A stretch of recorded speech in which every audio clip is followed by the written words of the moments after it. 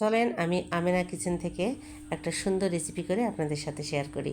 তো দেখতে পাচ্ছেন এখানে আমি বাদাম ভেজে নিচ্ছি, বাদাম যেটা দেশীয় সেটা আমি ভেজে নিলাম। বাদামগুলো ভেজে নেওয়ার পর ওটাকে সুন্দর করে ঠান্ডা করে নিয়ে একটু হাত দিয়ে ডলা মারলে ওর খোসাটা চলে যাবে।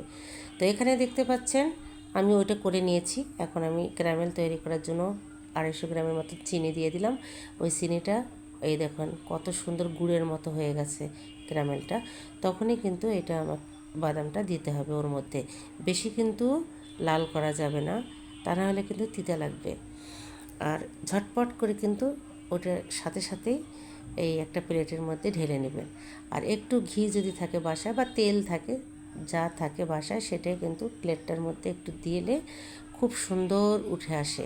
এটা আর কোনো কিছু মানে অনেক শক্তির প্রয়োজন হয় না ওটাকে ঘুদাঘুদি করার। তো এমনিতেই সুন্দরভাবে চলে আসে। তো আমার আরও একটু রেস্টে থাকার দরকার ছিল, কিন্তু আমার ছেলের সহ্য হচ্ছে না।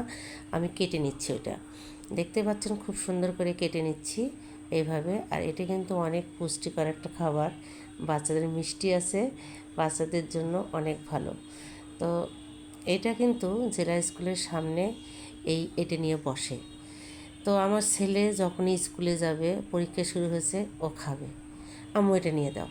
তো আমি তখন বলে দিই যে না, এখন খাওয়া যাবে না, বাইরের জিনিস। কিন্তু আমি ওকে কমে খাওয়াই কিনে। আমি যতটুকু সম্ভব আমি বাসায় তৈরি করি বেশিরভাগ জিনিস। তো আমি বলছি তোমাকে আমি বানিয়ে খাওয়াবো, পরীক্ষাটা শেষ হোক। তো পরীক্ষা যেহেতু শেষ হয়ে গেছে আজকে ওকে আমাকে বানিয়ে খাওয়াতে হবে।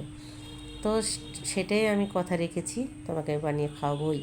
তো আজকে আমি বানালাম, দেখতেই পাচ্ছেন কত সুন্দর হয়েছে। এবং সত্যিই বলছি অনেক টেস্টি হয়েছে, আমি খেয়ে দেখলাম খুব সুন্দর হয়েছে। তো এইভাবে বাচ্চাদের একটু ওরা যখন খেতে চায় এভাবে, তো আমি করে দিই।